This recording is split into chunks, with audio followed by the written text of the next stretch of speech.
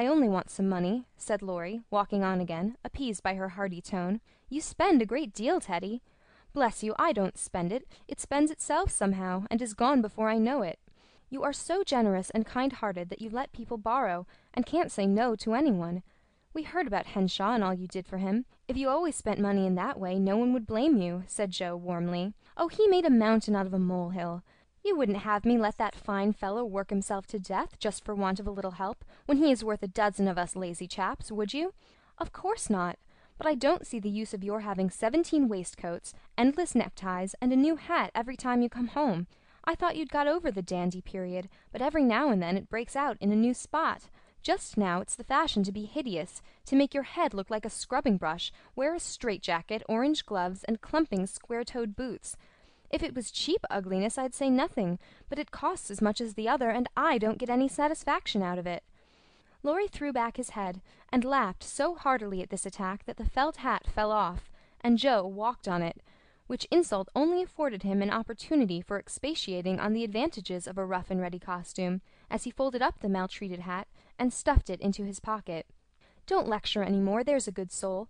I have enough all through the week, and like to enjoy myself when I come home. I'll get myself up regardless of expense tomorrow, and be a satisfaction to my friends." "I'll leave you in peace if you'll only let your hair grow. I'm not aristocratic, but I do object to being seen with a person who looks like a young prize-fighter," observed Joe severely. "This unassuming style promotes study. That's why we adopt it," returned Laurie, who certainly could not be accused of vanity, having voluntarily sacrificed a handsome curly crop to the demand for quarter-inch long stubble.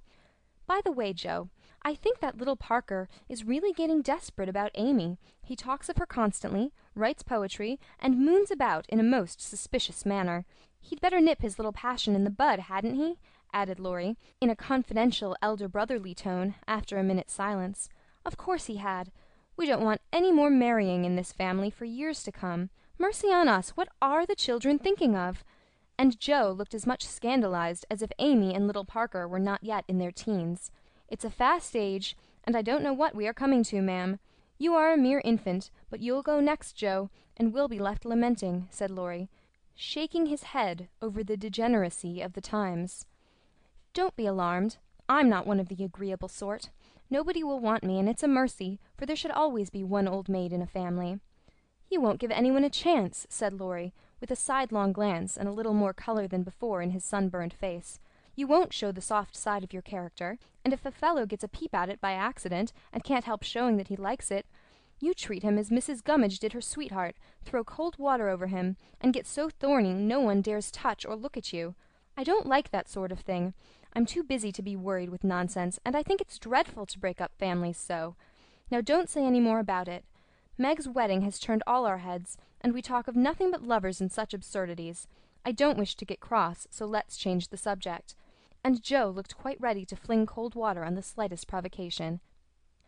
Whatever his feelings might have been, Laurie found a vent for them in a long, low whistle, and the fearful prediction as they parted at the gate, "Mark my words, Joe, you'll go next."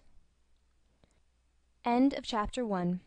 Recording by Ariel Lipshaw in New York City.